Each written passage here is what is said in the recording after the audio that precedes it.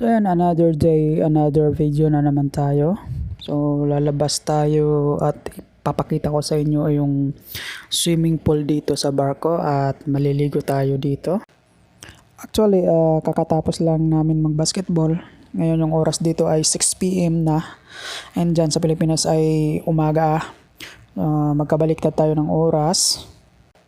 Kaya mag-night swimming tayo. Kasama ko dito maligo ay yung 3 Swedish cadet natin. So, ito na yung 2.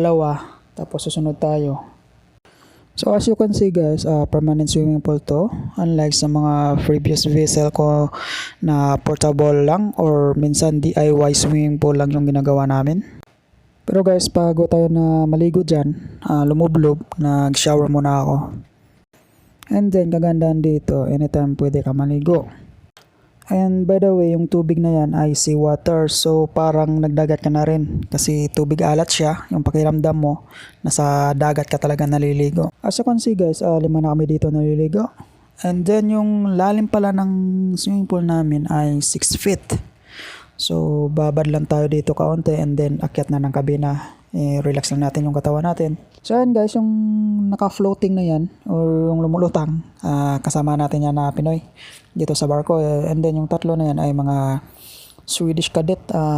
Yung mga yan ay mga estudyante pa lang yan guys, first year and then second year college. So ayun lang nga yung kagandahan sa program nila kasi habang nag-aaral ka, meron kang 2 months na onboard experience. So ayun, isipin nyo, first year ka pa lang, pero nag-onboard ka na. And then ang yung mga yan, after nila ng graduate, hindi yan magdadaan ng ratings guys, na katulad sa mga Pinoy na mag-OOS, AB, Buson, bago mag-officer.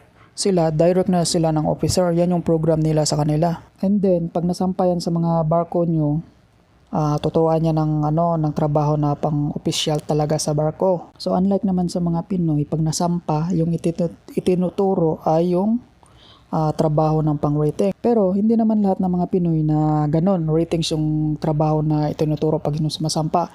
Especially kung scholar ka, and then program ka ng isang company, shipping.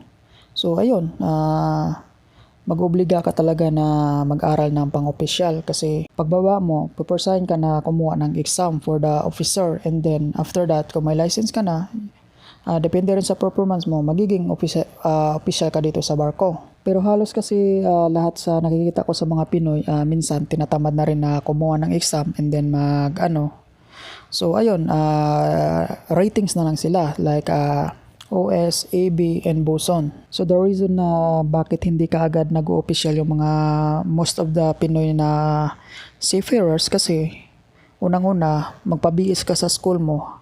Ang mahal, 30 to 50,000 yung gagastusin mo. Magre-review ka and then mag-i-exam ka. So kung baga, mag-i-effort ka ng time. Paano kung wala ka ng pera? So napipilitan yung sumasampa na iba na kahit ratings lang muna, wag muna makumuha ng exam, mag-iipon, saka sila mag-i-exam. So ayun, unlike naman sa mga company scholar na mga Pinoy seafarers, pagbaba nila, if natapos na nila yung BAS nila, direct sila exam kasi nakaprogram sila na for officer. So yun yung advantage naman ng mga scholar na mga Pinoy seafarers. Kaya maaga sila nag-o-official. Pero take note guys, may chance pa rin maging officer yung mga ratings. Pagbaba mo, exam ka, and then pag sumampa ka ulit, aralin mo yung mga trabaho ng pang-officer. So paano mo siya gagawin? Simple lang guys, magsakripisyo ka lang ng oras mo, umakyat ka sa bridge and then mag-aral doon. And then ayun na nga, tapos na tayo swimming, balik na tayo sa ating kabina. And then nadaanan na natin dito si partner, kumakain ng hapunan. So guys, hanggang dito na lang muna yung video natin. Doon ako dadaan sa